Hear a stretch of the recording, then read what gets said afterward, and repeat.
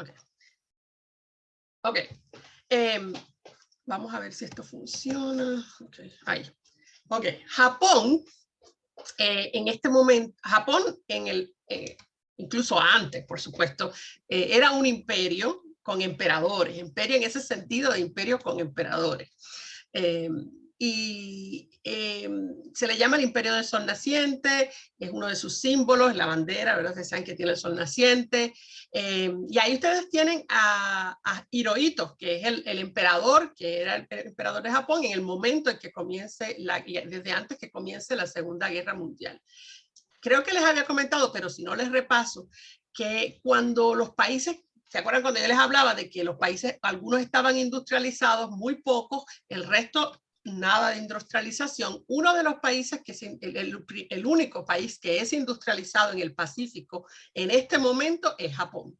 Y les había comentado que era gracias a un emperador que tuvieron, Meiji, que decidió robarle el conocimiento a todos los países industrializados y envió un montón de japoneses a estudiar pagado por el Estado en las universidades de Inglaterra, de Estados Unidos, de Francia. Él mandó por todas partes a que ellos aprendieran las formas de gobierno, pero más que nada la industrialización, que estuvieran carreras asociadas como ingeniería y ese tipo de carreras, y que regresaran al país para traer el conocimiento. Fue muy, muy ingenioso. Y así es como ellos se industrializan.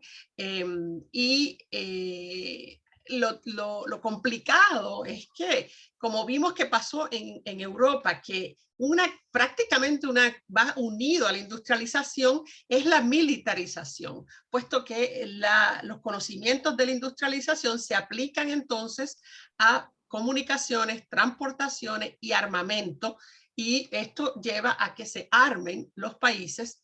Y recuerden que la otra gran razón, ¿verdad? En la Primera Guerra Mundial, y bueno, pues otra vez va a estar subyacente en la Segunda, es ese interés de dominar otros países para controlar sus colonias también, porque la única que perdió sus colonias fue Inglaterra, Alemania, los demás continúan teniendo sus colonias.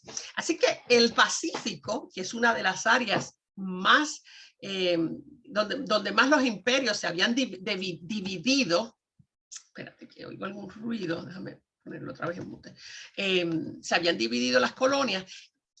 El resto del Pacífico, por gran parte, digamos, probablemente la mayoría del Pacífico, es también colonias, ha sido colonizado por países europeos y por Estados Unidos. Así que esas cosas siguen siendo problemas, ¿verdad? Y están vivas en el Pacífico también, los mismos asuntos. En el caso de Japón en particular, el gobierno se había empezado a militarizar desde que ya entra a los años 30. Y eso lo vamos a ver ya mismo, más detalle, ¿ok? Quiere decir que militares ocupan las más altas posiciones, militares están en los consejos que asesoran al emperador, están presentes, una presencia militar. Y generalmente los militares les gusta la guerra, ¿verdad? Ese es el fin máximo de un militar, es la guerra, ¿no? El heroísmo en la guerra y todos esos valores. Así que por ahí van esos valores entrando en el Estado, la concepción del Estado japonés. Japón tiene un emperador, pero el emperador tiene una dieta, le llaman la dieta, que es el parlamento. También hay un parlamento, pero siempre está el emperador por encima de todo.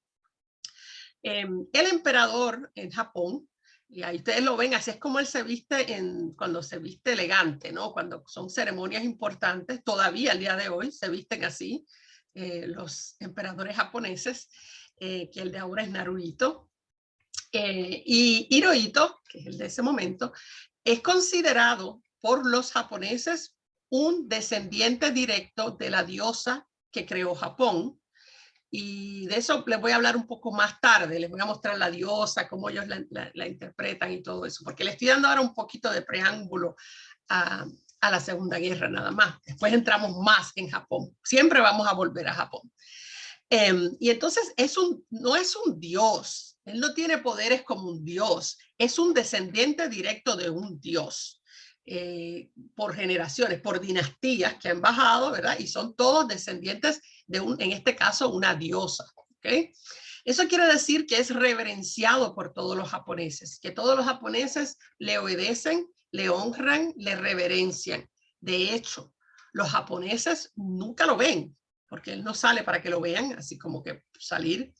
Y él vive en su palacio y él, más aún, nunca han escuchado su voz. Y eso va a ser significativo al final, porque cuando esta guerra termine y Japón se rinda, la primera vez que ellos escuchen la voz en radio de su emperador va a ser para la rendición, que va a ser una cosa muy, muy dramática para los japoneses.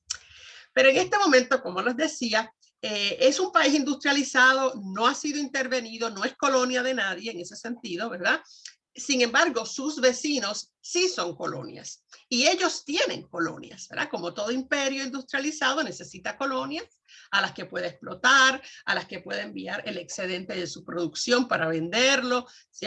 Y donde puede invertir capital. Así que estas son las colonias que Japón tiene al inicio de los años 30. Tiene a Corea, es la última que adquiere. Corea, no, sí, Corea, no.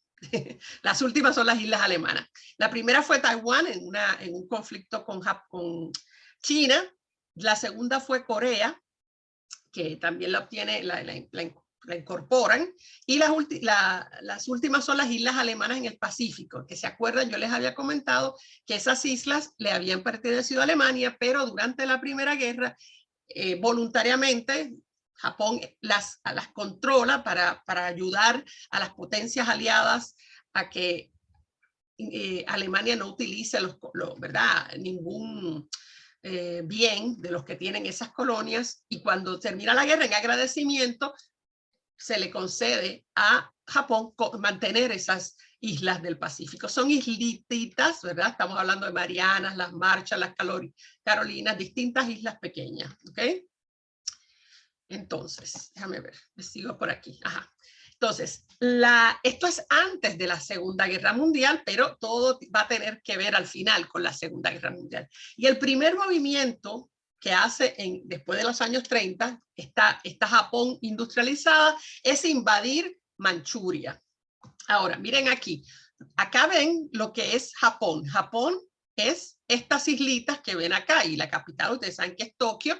Así que todo lo que ustedes ven aquí en anaranjado oscuro, color naranja oscuro, era ya controlado por Japón. Estas islas son unas islas que las disputaban siempre. No estamos viendo. ¿Ven el mapa? ¿Sí? No estamos viendo, no compartiste. Sí, ¿no? Sí, se ve perfecto. Sí, lo estamos viendo perfectamente, sí. Si tienes un problema, igual yo te voy a enviar la grabación, ¿ok? Pero yo no veo. No entiendo por qué no lo ves. Fíjate, porque está... Sí, ¿verdad? Los demás todos lo ven. Sí, no sé qué pasa. Sí, te da pena, pero bueno, igual lo vas a ver en la grabación, ¿ok? Sí. Ok, bueno. Ok, déjame volver a silenciar por si acaso se queda alguno abierto. Ok, entonces. Japón chiquitito. Ok.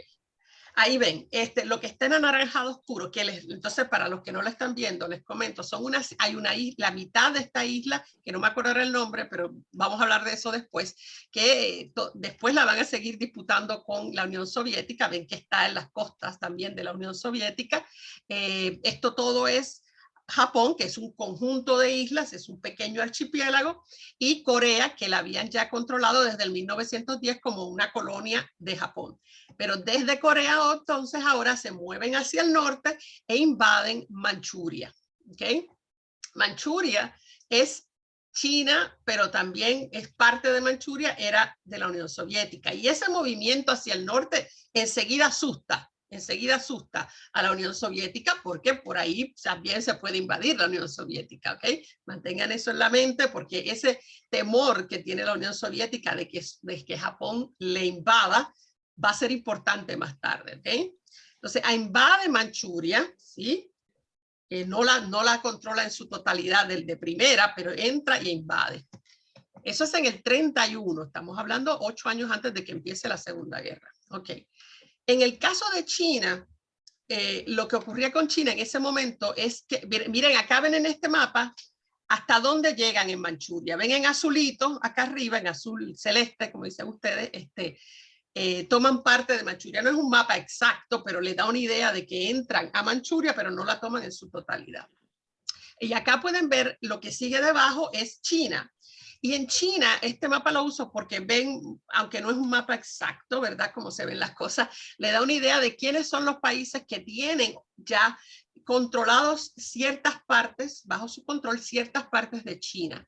Eso había ocurrido durante el siglo XIX, que estos países habían entrado a través de una serie de guerras, a través de las guerras del opio, bla, bla, que no vamos a entrar ahora, habían tomado control de ciertas partes de China. No control total, sino alta influencia y influencia en los mercados de China, que sobre todo tiene muchos recursos naturales y son mercados importantes.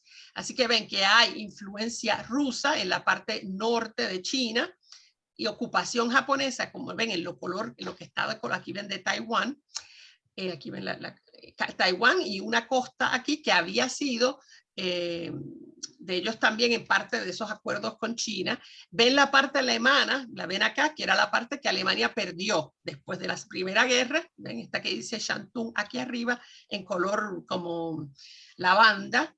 Y la influencia inglesa es la más grande, es todo lo que ven en este color como un cremita claro.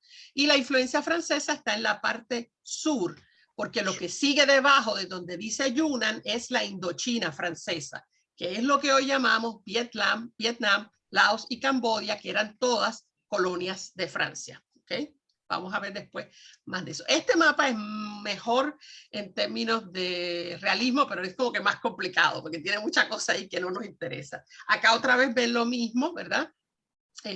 Ven otra vez Taiwán, que es todo lo que ven en este color azul oscuro, es lo que había ocupado Japón antes de que empecé este movimiento hacia Manchuria. Ven que Manchuria acá, ven que acá lo muestra un poquito más grande. Esto verde es la parte ocupada de Manchuria, que Japón entra a Manchuria, pero ven que hay otras áreas que sí son de influencia británica, influencia alemana antes de la Segunda Guerra y de los rusos en la parte norte.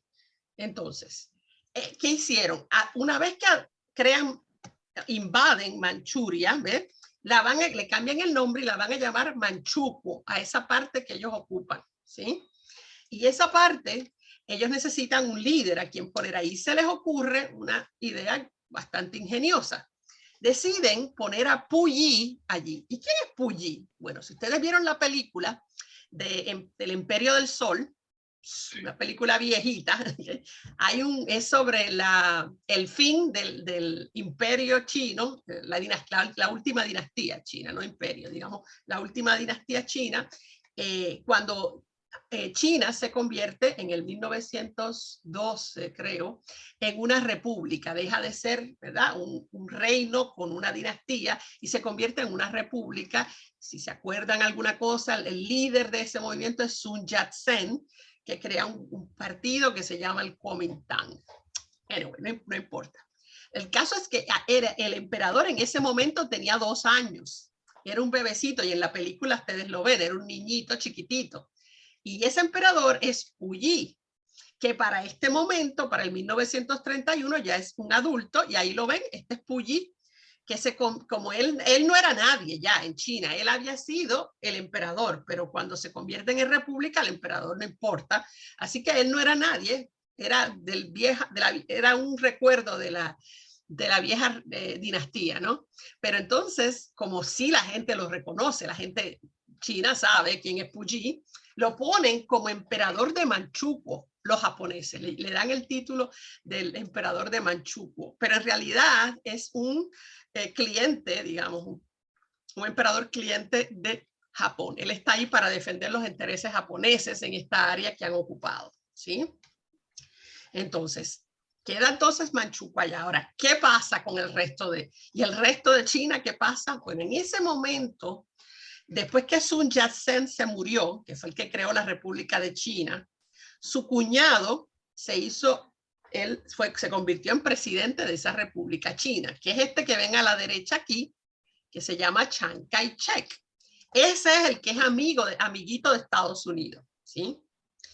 ¿Y qué pasa? Hay otra gente, él mantiene, la República se creó en 2012, perdón, en 1912, han pasado unos años y durante esos años la gente del campo sigue sufriendo, sigue fastidiada, ¿ok?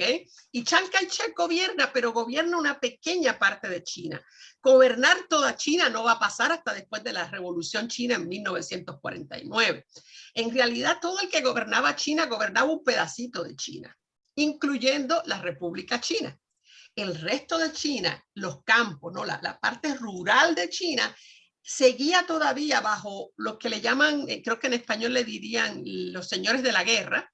Son una gente fuerte que tiene una milicia informal con la que asustan a la población y obligan a la población a obedecerles. Así que son como unos microgobiernos en el resto de China. Y esos hombres, señores de la guerra, le podríamos llamar warlords, esa gente controla sus áreas y explota a los trabajadores en sus áreas. Así que hay un sufrimiento del pueblo chino que no recibe ningún beneficio de esa República de China, que solamente controla pequeñas partes de China, y que cuestiona también, espérate, pero somos república, pero ¿por qué todavía todos esos países europeos controlan partes de China? ¿Qué clase de república es esta? Entonces hay un descontento y ese descontento lo recoge el Partido Comunista, que va a ser dirigido eventualmente por Mao Zedong, que es el que ustedes ven acá a la derecha. Entonces, en este momento China es un revolú. No sé, esa palabra creo que ustedes la dicen acá también, un reguero, ¿verdad? Un buruntuntún. Entonces, ahí está un pedacito que está bajo Chiang Kai-shek, tienen pedazos que los controla Inglaterra, tienen pedacitos de Francia, tienen pedazos de Japón, ¿qué es esto? Entonces, la mayoría de los chinos no tienen nada que ver con nada de eso y están siendo explotados. Entonces, es Mao Zedong, que ustedes sí conocen, quien va a organizar esa población y eventualmente sabemos lo que va a pasar. Va a haber una revolución, pero no todavía. En este momento, al principio de la República China, el Partido Comunista apoya al Kuomintang. Están juntos. Pero cuando se dan cuenta que el Kuomintang, primero que todo, está para servirle a Estados Unidos y los intereses de Estados Unidos, y segundo, no está ayudando a la gente, entonces el Partido Comunista se convierte en partido de oposición al Partido Nacionalista del Kuomintang.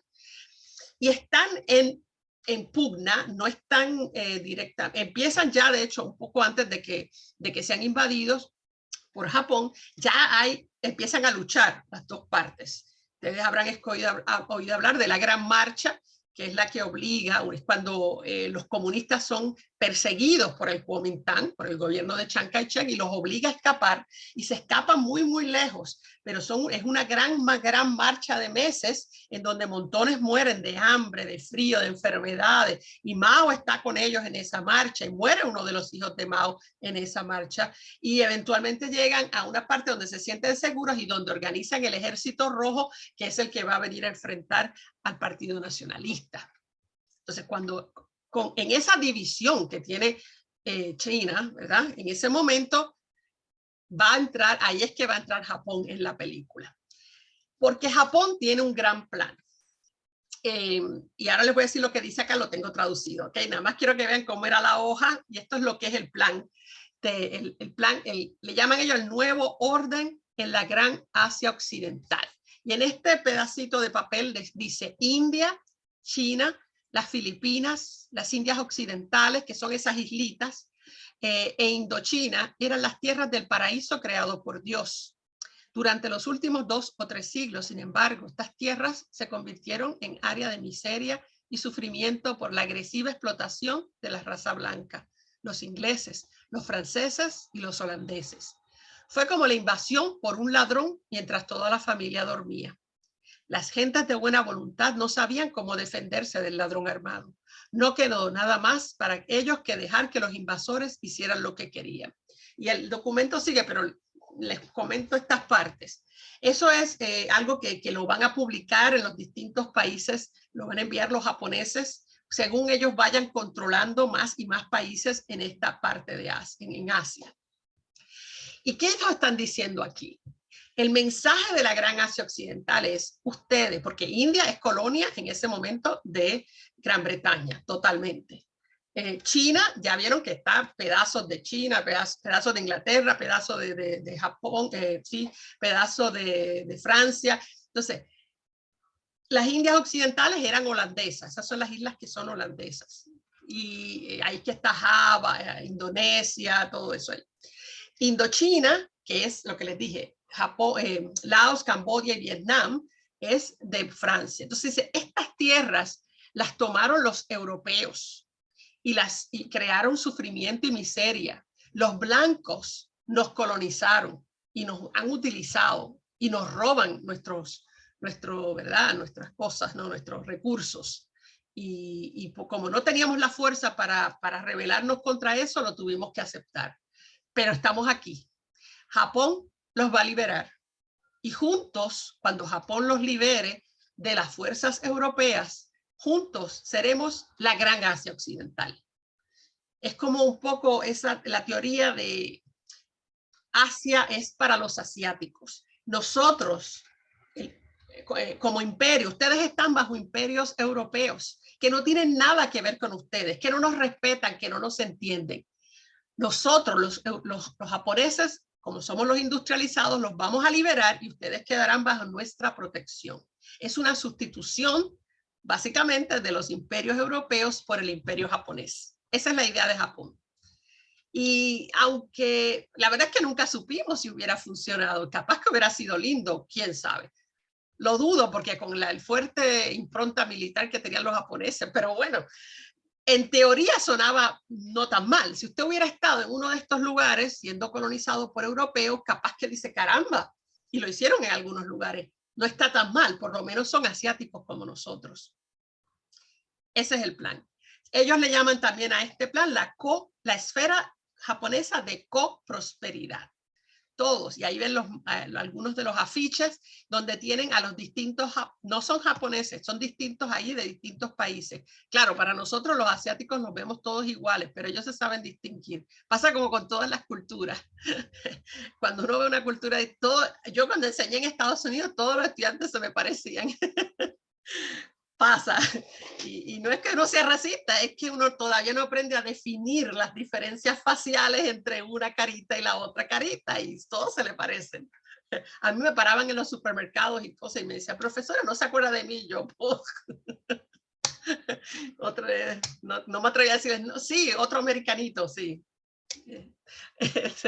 Bueno, entonces, ahí están en más detalle, les he puesto cuáles son esos lugares. En las británicas también está Singapur, Hong Kong, que eran las británicas, francesas, ya les dije que era Indochina, y las holandesas les decía Indonesia, Nueva Guinea, Java, son un montón de islitas que están ahí.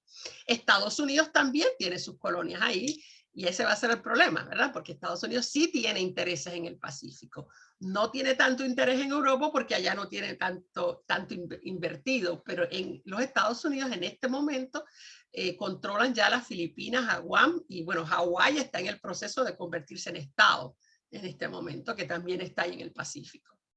Entonces, acá. Ahí ven una pequeña cosa de propaganda japonesa que cuando ocupaban en los países traían estos papelitos de propaganda con distintos idiomas. Y lo ven, está escrito en 3 idiomas diferentes y lo que dice adultos y niños hablemos en japonés. El japonés es el idioma de la Gran Asia Oriental. O sea que ya se ve una orientación imperialista. Nosotros no vamos a aprender los idiomas de ustedes van a aprender japonés. Ya eso es claro. Y otra cosa, que esto les voy a decir esto ahora porque antes de que entremos en las guerras, y les pongo los nombres, son importantes. Fíjense que cuando los japoneses invaden Manchuria, ellos no le llaman invasión de Manchuria, el resto del mundo le llama invasión de Manchuria, pero para ellos se llama el incidente de Manchuria. La invasión de China, que va a ser en el 37, es el incidente de China. Nada es invasión, se le quitan esos nombres fuertes, ¿verdad?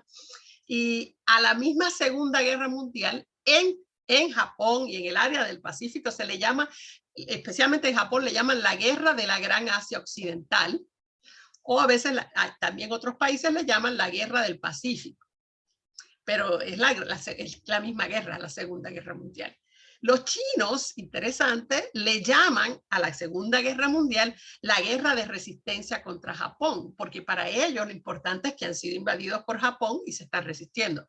Lo que pasaba en Europa, ¡pum!, no les importa.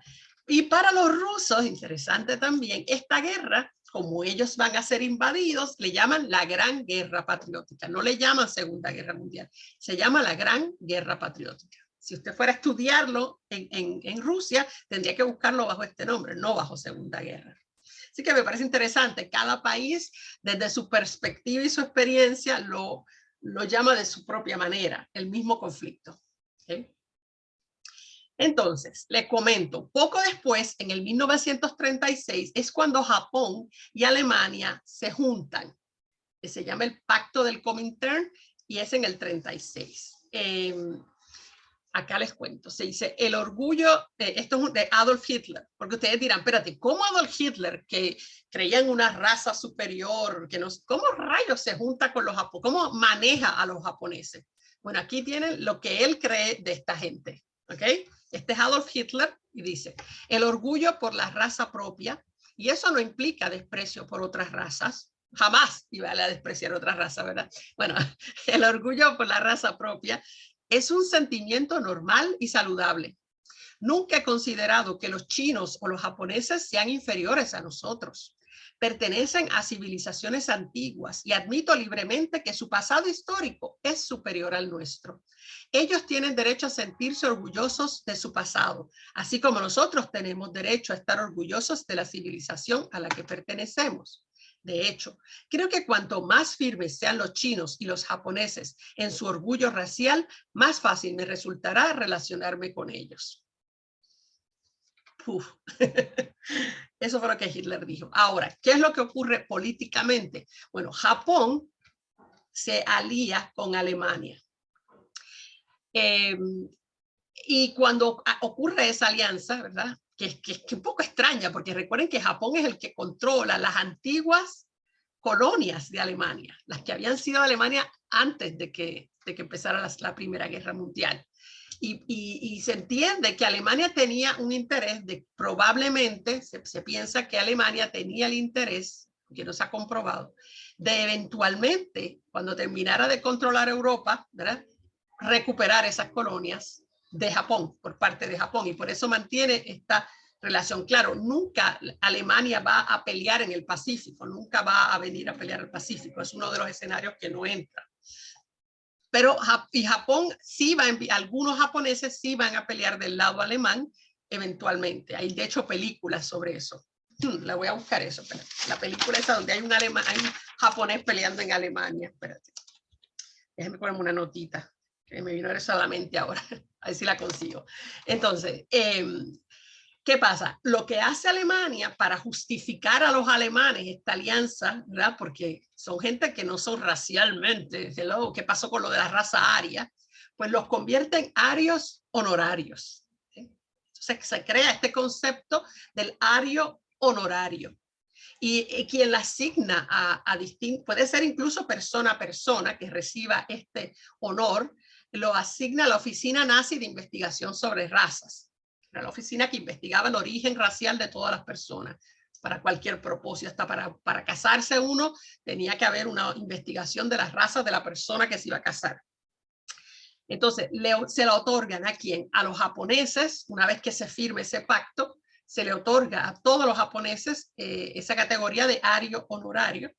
Se la otorgarán a los finlandeses cuando controlen Finlandia, para asegurarse que los finlandeses peleen contra los rusos, eso lo vamos a ver después, y se le asignan, interesante, solo a algunos grupos de judíos. Los judíos que habían sido héroes tenían medallas de la Primera Guerra Mundial, que me parece interesante, ¿no? Porque hay este odio contra todos los judíos, pero se hace una salvedad. Esos judíos que habían sido héroes, por ejemplo, no los envían a los mismos campos de concentración, Auschwitz y todo eso, Treblinka y esos esos campos de concentración, sino que los envían a un campo de concentración benigno, que era donde iban los ricos, los judíos ricos pagaban para ir a un campo de concentración que tenían orquestas, hacían fiestas, era un campo de concentración light. y ahí es que van estos judíos héroes de la Primera Guerra Mundial, ¿sí? O sea que tienen un tratamiento ¿verdad? Especial, tienen un tratamiento de mejor categoría. Todo eso lo vamos a ver después, no se preocupen, yo vuelvo a todas estas cosas. Ahora, desde el 1931 adquieren Manchuria. ¿Se acuerdan aquella Liga de las Naciones? No hace nada. Dice, eso está muy mal, muy mal, muy mal, pero no puede hacer nada. ¿Qué pasa? En el 37, ahí se juegan la próxima. Y ahí es cuando ven este puente que está en este mapa aquí a la izquierda. Es un puente que los une de Manchuria a China. Se llama el puente de Marco Polo, por el italiano, por aquel Marco Polo que había descubierto China para Europa. Entonces, según ellos, en un lado del puente están los chinos, en el otro lado del puente están los japoneses, y dicen los japoneses que los chinos los atacaron. No hay ninguna evidencia, nadie lo cree, nadie cree ese cuento, pero el punto es que con esa excusa entran porque han sido atacados, y acá ven ustedes la entrada, literalmente la entrada, el cruce de los japoneses del puente de Marco Polo, entrando entonces a China.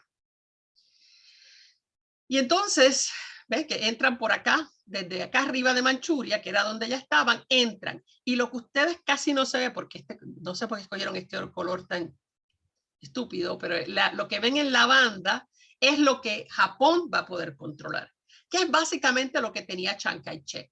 Lo que controlaba Chiang Kai-shek es lo que va a pasar a ser controlado por Japón, ¿ok? Entran los japoneses y entran con furia, entran con todo, ¿ok?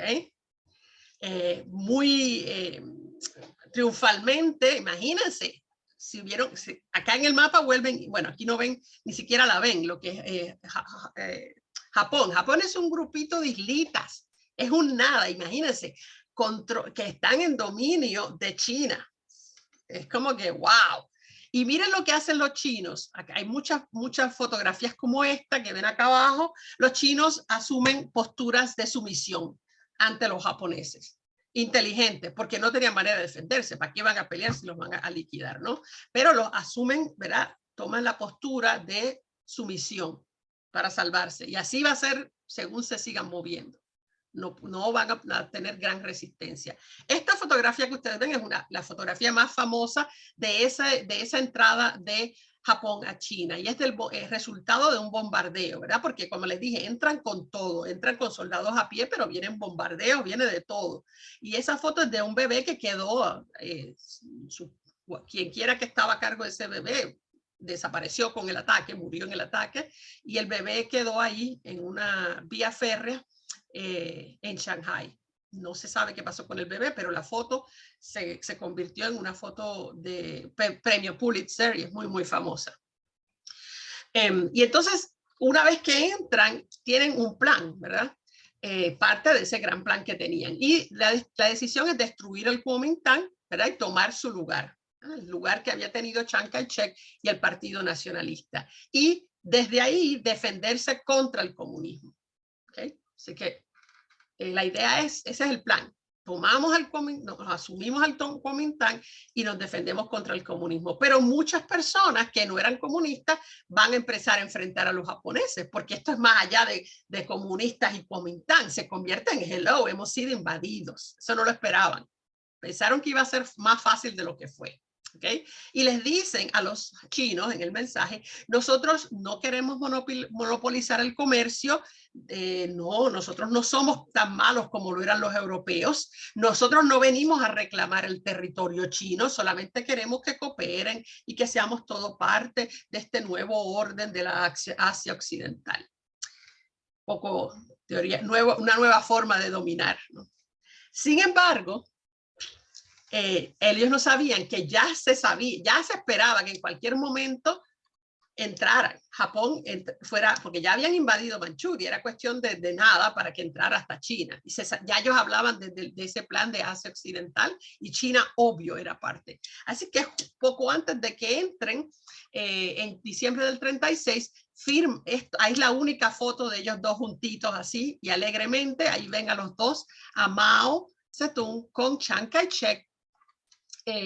Eso fue al final, pero desde antes deciden que necesitan a Chiang Kai-shek de su lado. Los comunistas se dan cuenta del peligro que se viene y deciden hacer algo. Entonces, como Chiang Kai-shek no les daba bola, lo que hacen es que lo secuestran, envían a un grupo que secuestra a Chiang Kai-shek y lo traen a una reunión y lo obligan en esa reunión a unirse al Partido Comunista de Mao, a crear una paz temporera para enfrentar a los japoneses, que son el verdadero enemigo, ¿sí?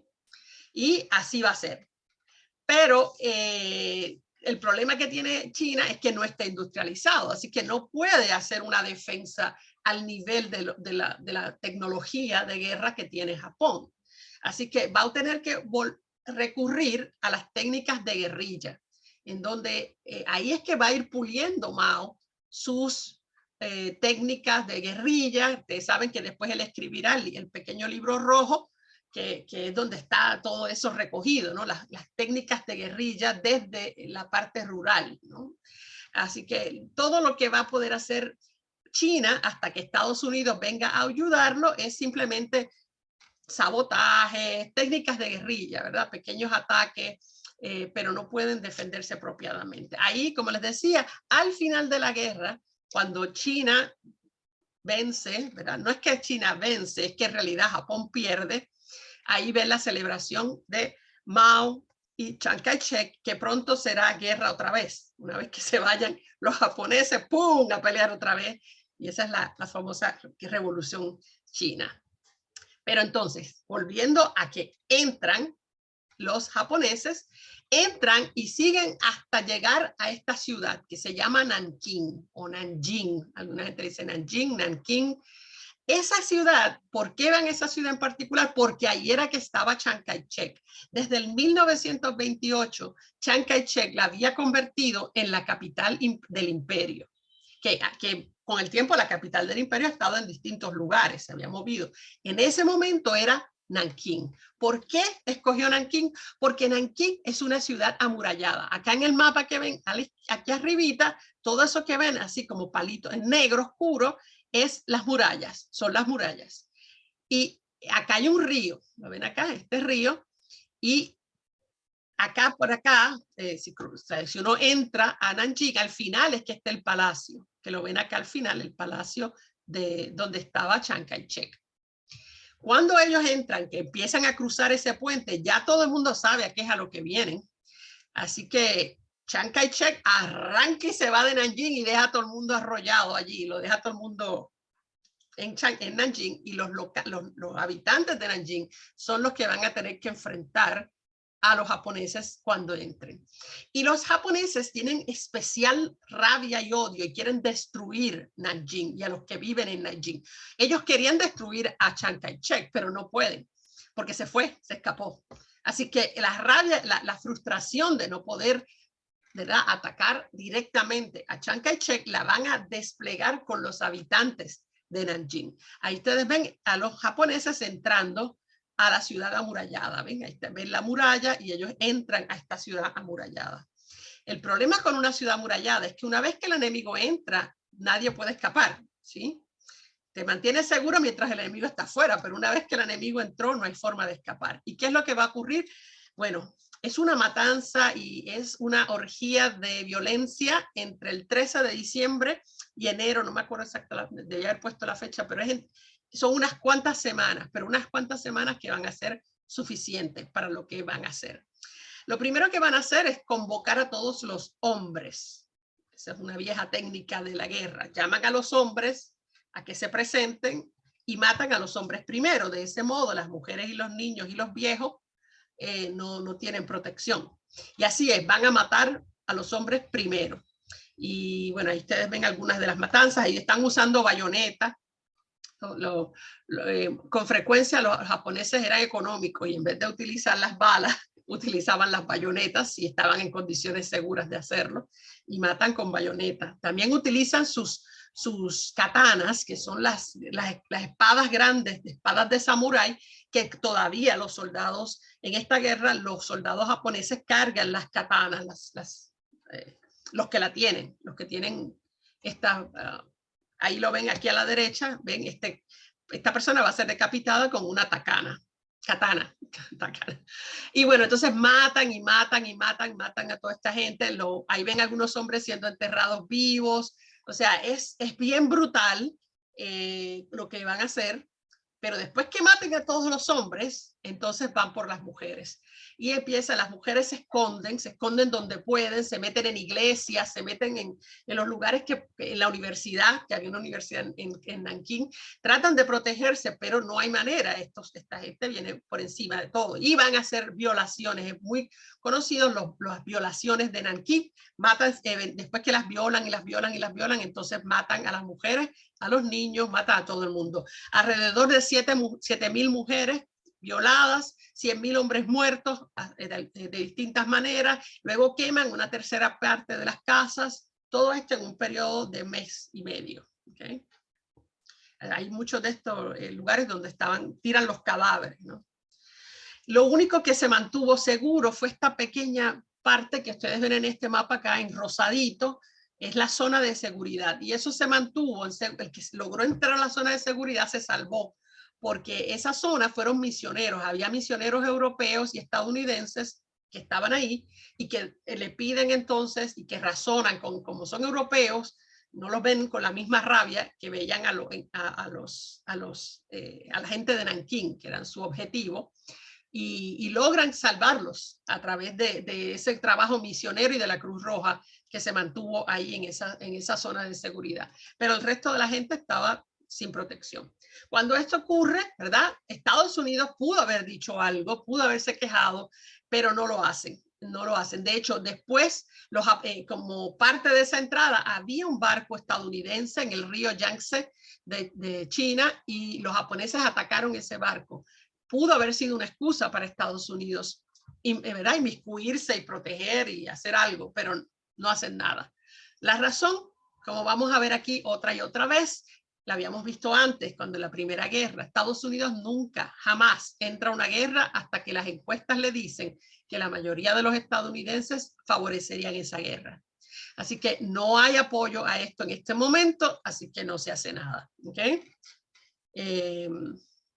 Acá entonces, hasta ahí Japón, hasta ahí. Si alguien tiene una pregunta cruciante, esa es una palabra en inglés que estoy traduciendo.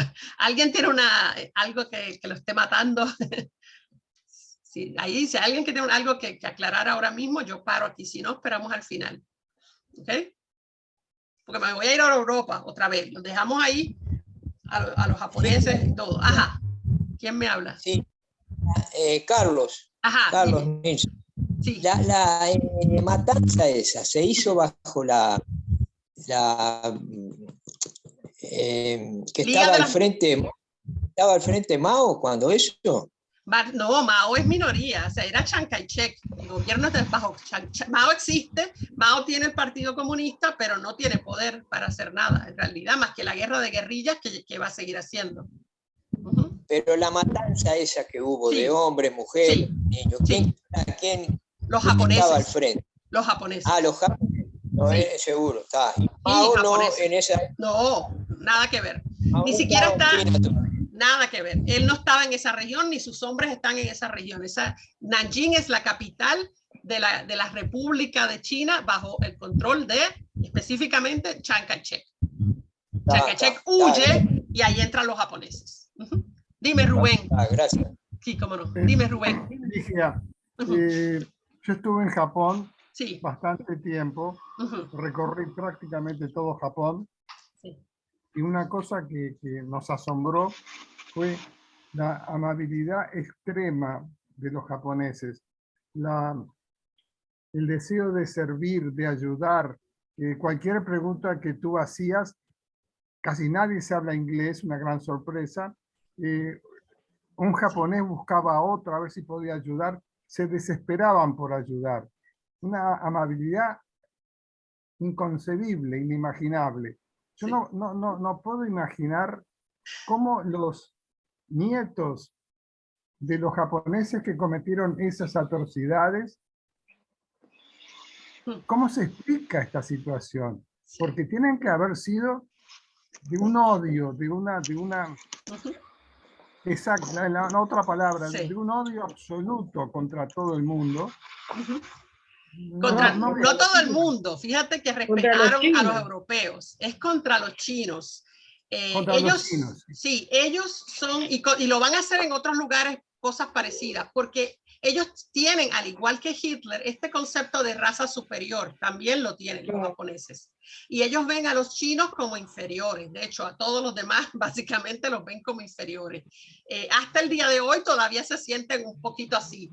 Se dice, hay quienes han dicho que los japoneses son los estadounidenses de Asia, en ese sentido. Así que tienen esa capacidad y probablemente, claro, usted está hablando de gente que son civiles, los civiles son muy amables, los militares tienen en ese momento una mentalidad muy imperialista, muy de ese odio al otro, racial, ese odio racial al otro, y tienen en todas las guerras los soldados, cuando le han creado sus países, les crean este enemigo como que es prácticamente subhumano, entonces tienen esa capacidad para tener esa brutalidad. Y lo vemos en guerras en todo el mundo, ese nivel de brutalidad contra gente que especialmente si son de otro.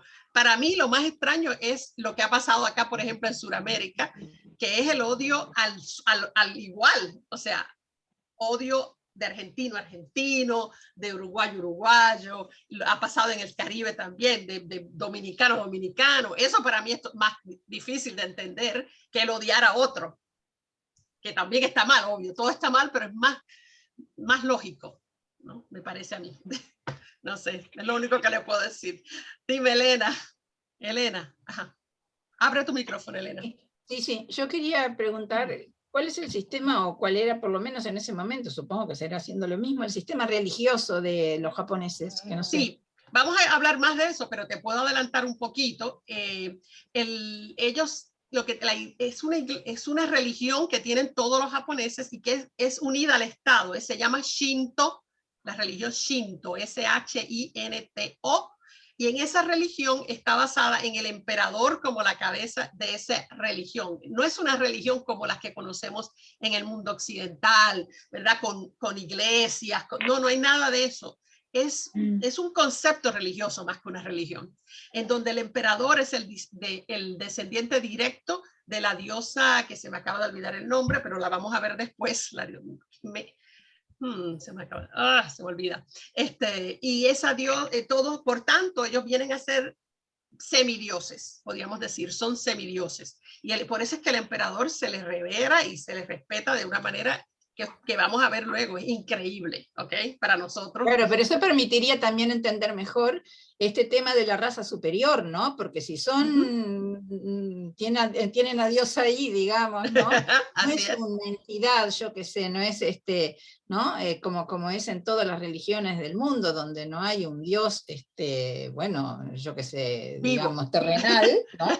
Sino que siempre tiene en todo caso sus delegados.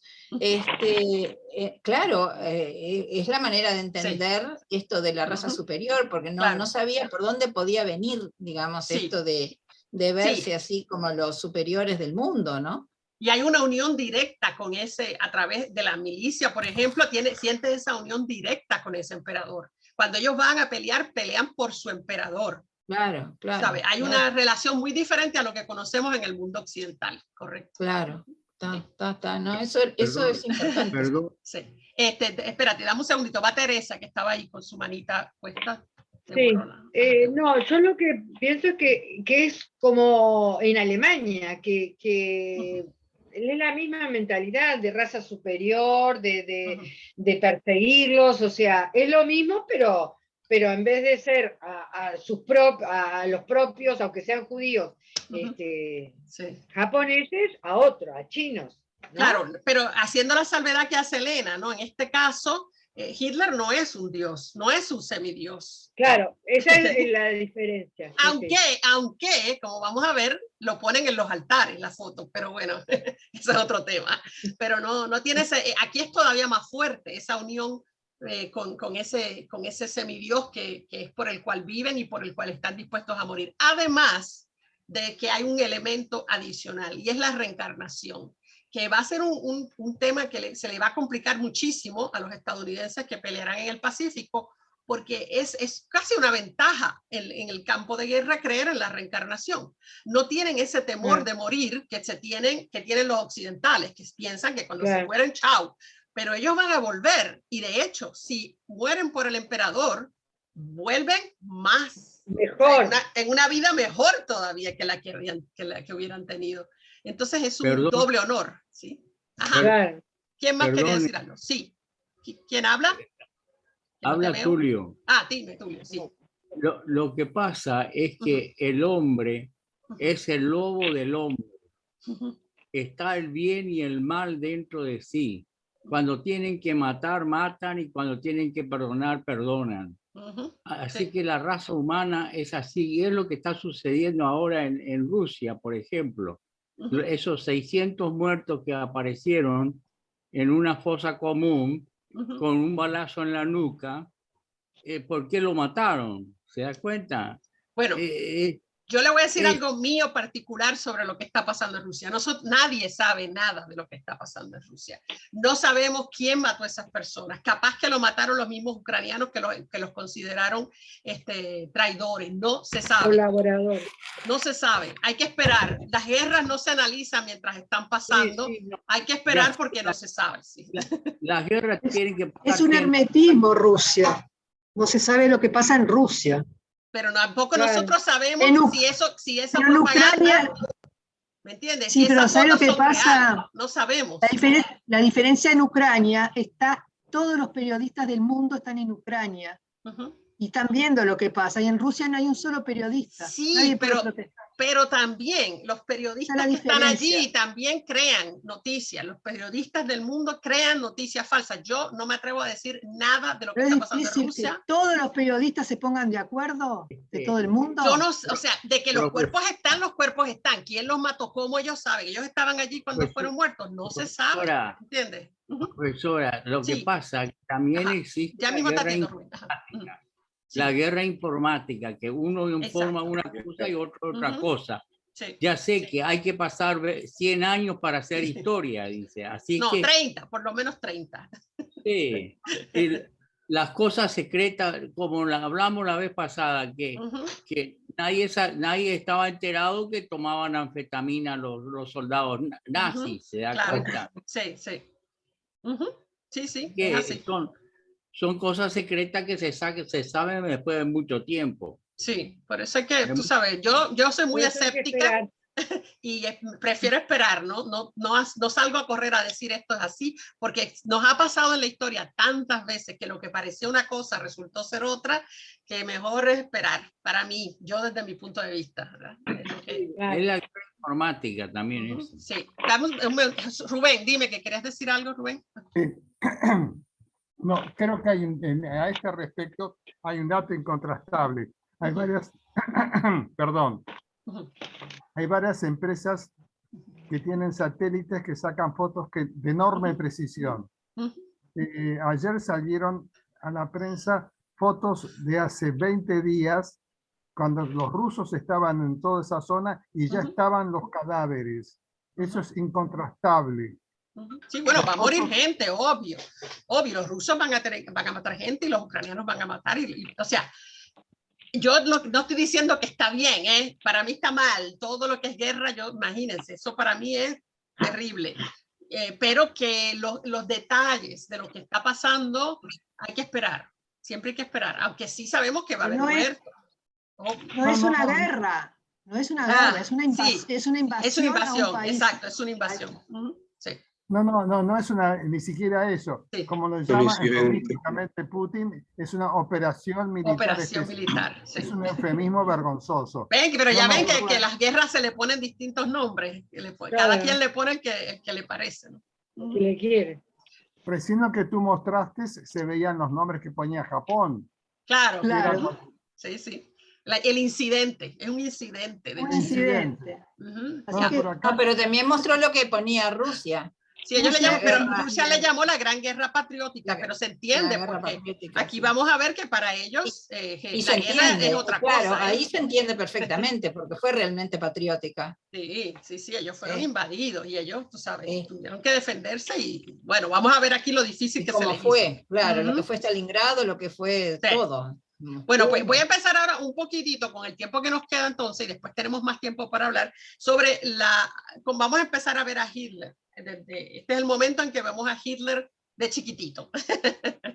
Y ahí está Hitler. Ven que tenía actitud de chiquitito, ¿no? Pero no los niños normales así no se paran con esa actitud. Cuando él era chiquito, ¿verdad? Su papá, él era artístico. Él siempre quiso ser artista. Ese es su gran sueño, es la pintura, la arquitectura más que nada. Sin embargo, su papá, que era muy práctico, que era un empleado del gobierno, le dice, un empleado de aduanas, él trabajaba en las aduanas en Austria, porque él es austriaco, él nace en Austria, no es alemán. Él adopta luego la ciudadanía alemana. Y su papá lo obliga a ir a lo que se llama la Realschule, que es la escuela técnica, en lugar de ir a la escuela que es la que le llevaría a una universidad, digamos. Él no le gusta esa escuela técnica y no le gusta y abandona la escuela. Él nunca se va a graduar de lo que ustedes llaman acá bachillerato, ¿no? A los 16 años abandona la escuela y se va a Viena. Él viene de un pueblito chiquito en Linz y se muda ya grandecito, ya tiene 16 años, después pasa un tiempito y se va. Cuando él está allá, él trata de entrar a la Academia de Bellas Artes de Viena, ese era su gran sueño. Y él trata 2 veces y las 2 veces lo rechazan. Probablemente porque no había terminado la escuela, primero que todo, ¿verdad? Eso ya es en su contra. Claro. Y bueno, no le vieron suficiente talento, quizás lo vieron demasiado arrogante, qué sé yo. La cosa es que 2 veces le impiden la entrada en la Academia de Bellas Artes. Y ese tiempo él vive con una pequeña pensión que recibe después que su padre muere. Recibe una pensión por su padre haber trabajado en aduanas y con eso es que él se defiende. Además de en Viena vender sus acuarelas, él empieza a pintar acuarelas y las vende en las calles y además hacer sus changuitos ahí en Viena. Durante ese periodo que él vive en Viena, se entiende que es cuando él desarrolla ese odio a los judíos. Quizás lo tenía desde la casa, quizás el papá decía, esos malditos judíos, bla, bla, bla. Ese tipo de cosas es imposible que haya, ¿verdad? Que no haya pasado. Pero él o sea, imagínense estar en Viena, en un lugar que no es su sitio que él conoce, pasarla dura, ¿no? Tener que compartir el lugar donde vive con otras personas para poder sobrevivir, vive en una pensión, ¿no? También, en lo que llamarían pensión acá, viviendo con poco dinero, vendiendo en la calle, leyendo y leyendo, porque lee, se pasa la vida leyendo. Él es un total autodidacta y se pasa leyendo de historia, de política, mucho de arquitectura y arte, filosofía, mucho, lee mucho el hombre. Pues en ese mundo donde él sufre, donde él está, él no es nadie, en Viena él no es nadie. Él observa todo el tiempo a los judíos. El 17% de los ricos en Viena eran judíos. Y a ningún austriaco le estaba malo que un austriaco fuera rico, pero cuando es un judío el que es rico, le da mucha bronca, ¿verdad? Entonces, él vive en esa sociedad y recibe todo eso y, bueno, se hace parte de él. Sobre él dijo Carl Dönitz, él era autodidacta, como les dije. Después de la guerra dijo Carl Dönitz. Carl Dönitz era el que estaba a cargo de los submarinos alemanes. Tenía una mente tremenda, tenía la habilidad de recordar todo lo que leía. Ese comentario lo hacen todas las personas que han escrito básicamente sobre Hitler, las secretarias, el chofer, el fotógrafo, todas esas personas comentan sobre él de esa manera, lo describen de esa manera. Un hombre con una capacidad increíble para recordar las cosas que lee. Ay, yo quisiera tener eso, pero no. Yo tengo una hija que es así, y se acuerdan en qué página casi. Se te dice las primeras 15 páginas, lo leí, y hasta parece como si recordaran el libro entero, es impresionante. Él era así. Y eso le hace ser impresionante para otras personas, ¿no? Porque el que no tiene esa habilidad dice, wow, qué tipo inteligente, ¿no? Así que él va poco a poco ubicándose. Le decía que él, mientras esté en Viena, pinta acuarelas como esta acuarela, que se llama El patio de la antigua residencia de Múnich. Él va a pintar también, sigue pintando cuando se muda a Múnich. De Viena se muda a Múnich. Hitler escribió, estas son algunas de sus acuarelas. No era mi ambición ser pintor. Solo pinté estas cosas para sostenerme mientras estudiaba. Estudiaba por su cuenta, ¿eh? Solía estudiar toda la noche. Mis bocetos arquitectónicos, esas fueron mis posesiones más preciadas. Eso lo contó Christa Schroeder, que fue una de sus secretarias.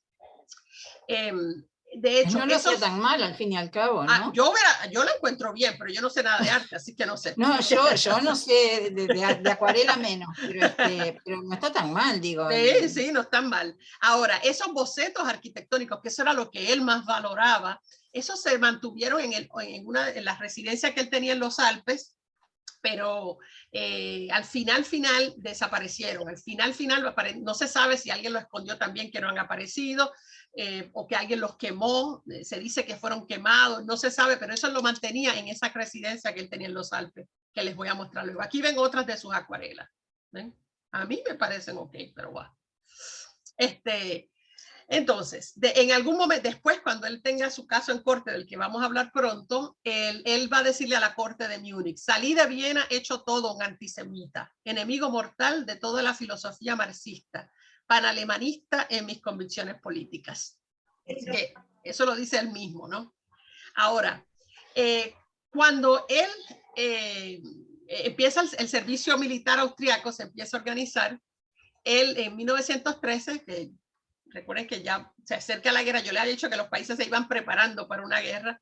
Él no quiere entrar al servicio militar austriaco, no, huye del servicio militar, tiene 24 años y él se muda a Múnich para que no lo encuentren la gente del servicio militar austriaco.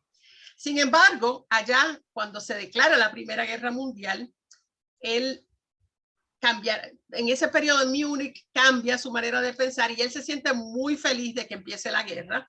Y va a ser este periodo que él va a participar en la Primera Guerra Mundial el momento cumbre para él, ¿verdad? En sus primeros años de su vida, porque él no era nadie, él era un nadie en su vida hasta que él entra a la Segunda Guerra. Y no es que sea alguien en la Primera Guerra, perdón, no es que sea alguien, porque es simplemente un cabo, pero sí recibe la Cruz de Hierro de primera clase y de segunda clase. Entonces recibe un reconocimiento por primera vez en su vida.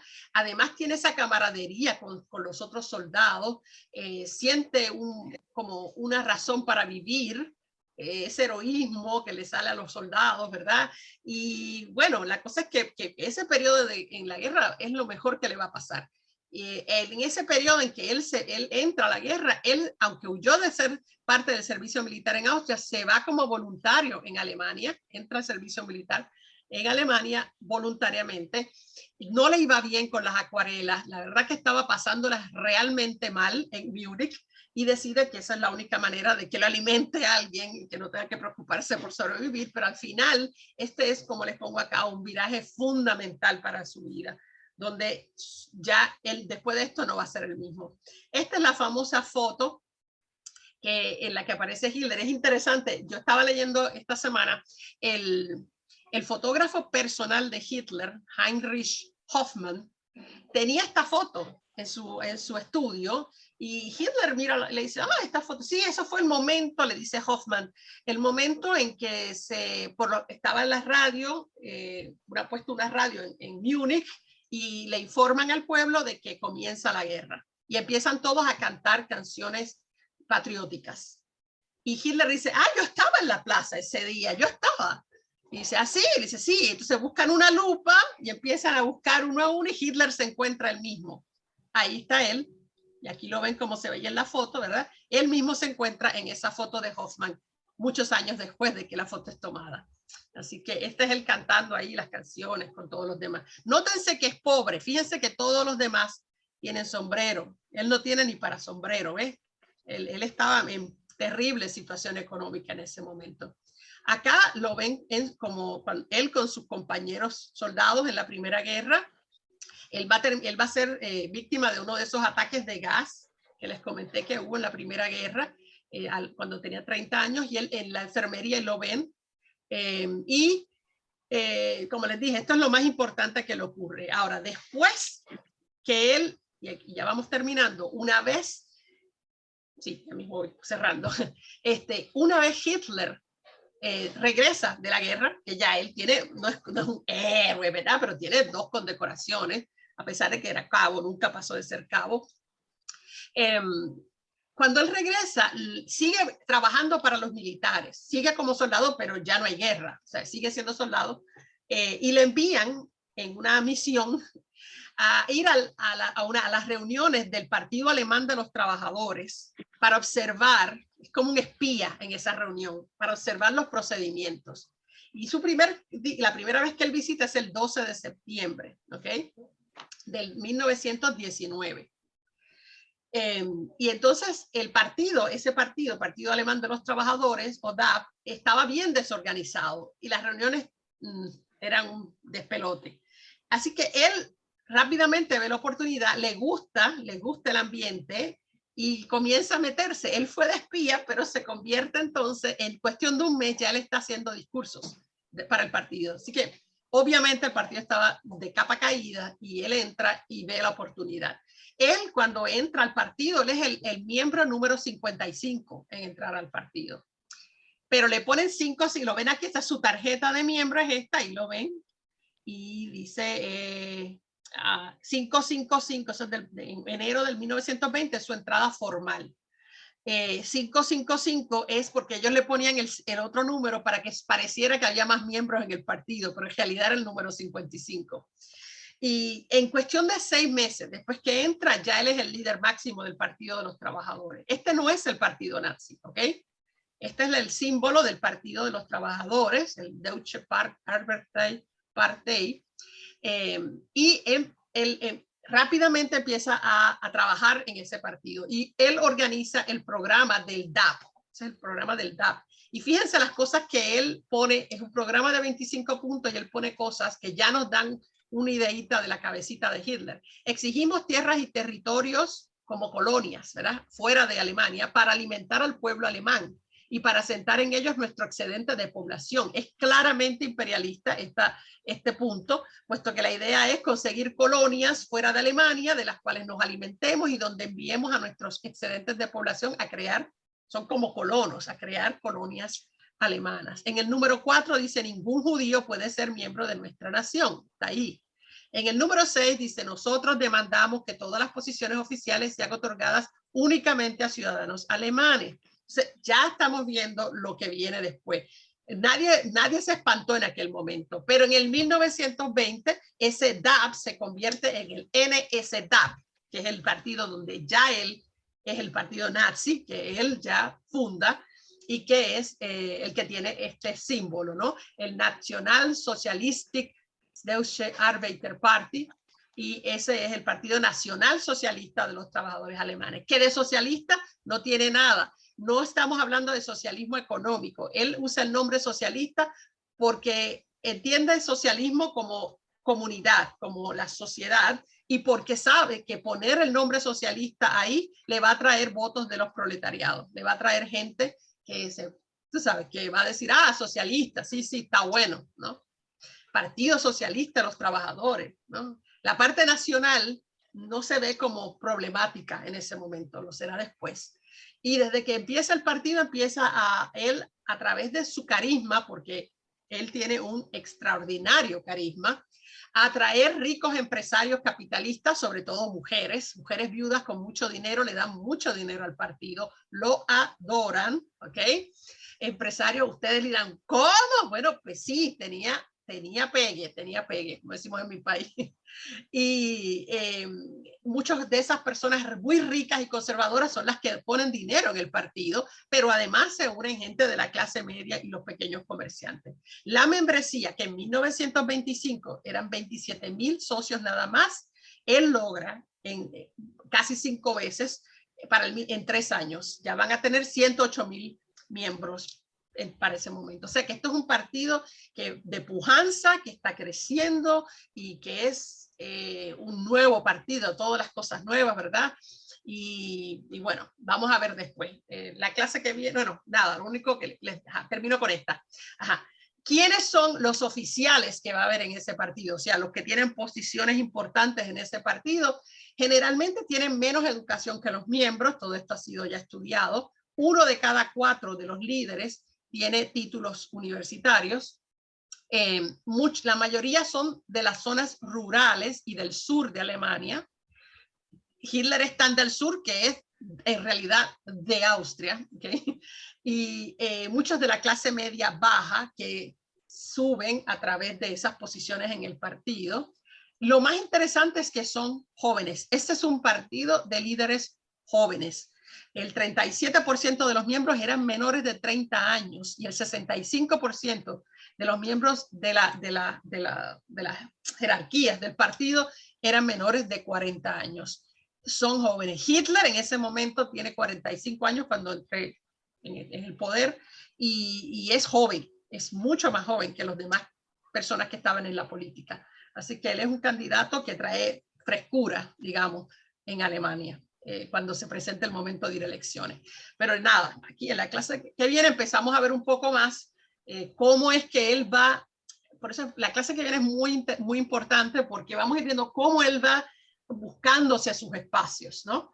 Y cómo él entra a ser conocido, porque ¿quién conoce a Hitler? Todavía incluso con ser un partido pequeño, ¿no? Entonces, nadie lo conoce, empiezan a conocerlo en Múnich, sobre todo. Y en Múnich es donde él crea su figura política, donde él va a ser, déjame quitar el coso en Múnich es donde él será reconocido, en donde él se va a convertir en líder. ¿Qué es esto? Aquí. Oops, ok. Stop share. Déjame quitar esto de aquí. Ajá.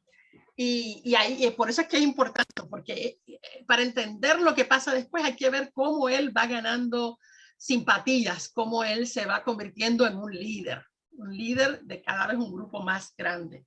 Independientemente de que nunca vas a recibir la mayoría de los votos en ninguna de las elecciones en que participó, eso es otro punto, pero hay un grupo de personas que cada vez lo van a ir percibiendo más como líder y él se va puliendo como líder.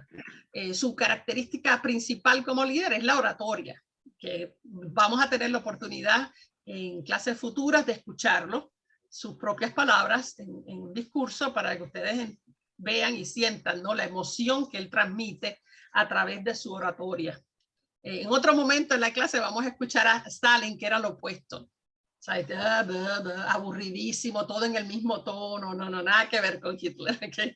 Así que vamos a ver todo eso para entender cómo es posible, porque no se entiende de otra manera que un país con el nivel de cultura que tenía Alemania pudiera aceptar a este hombre que ni siquiera nació en Alemania, ¿no? Esa es otra gran cosa. Ni siquiera es técnicamente alemán, aunque los alemanes siempre entendieron a los austriacos como la misma cosa.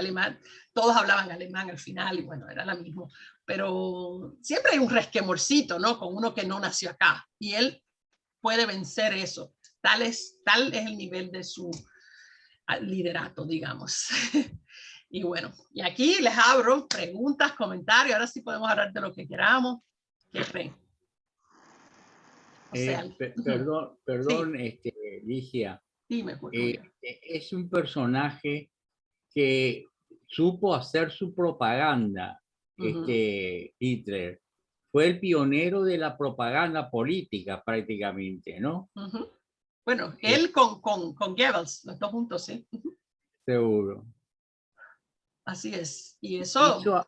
algunas cosas hizo el escarabajo y la propaganda política. Sí, lo vamos a ver en la próxima clase, como él es el que diseña lo que nosotros le llamamos el Volkswagen tradicional, lo diseña Hitler. Pero yo lo poco inteligente que encuentro es que lo fletaron a Einstein, porque si lo hubiera dejado a Einstein hubieran tenido la bomba atómica. Pero era judío, o sea que había que ser consistente. Pero él no lo exilan, Einstein se va solito. Einstein, que es inteligente, por algo es Einstein, se lo vio venir y dijo, por aquí es que me voy. Y se va antes que todo empiece. O sea, él ni siquiera está ahí cuando las cosas empiecen. Ahora, el martes que viene no hay taller, ¿no? No, bueno, buen punto. No, porque todo el mundo está de vacación, ¿no? En la oficina, que son los que nos conectan. Así que sí, no sería este martes que viene, sino el otro martes de arriba, ¿ok? Así que sí, que se me olvida que es la semana de turismo. Sí, muchas gracias, Ligia. ¿Cómo no? Gracias, Ligia. A la orden. Si se les vienen preguntas. Que pasen lindo la Semana Santa. Yo la paso aquí en mi casa, no hago nada. También. Gracias. Okay. Buena clase. Bueno, gracias. Si se les ocurren preguntas o cosas después, siempre pueden ponerlas en el WhatsApp. Y si yo no sé, busco. Si yo no sé, yo busco. ¿Ok? Bien. Que estén bien. ¿Ok? Gracias. Chao. Gracias. Gracias.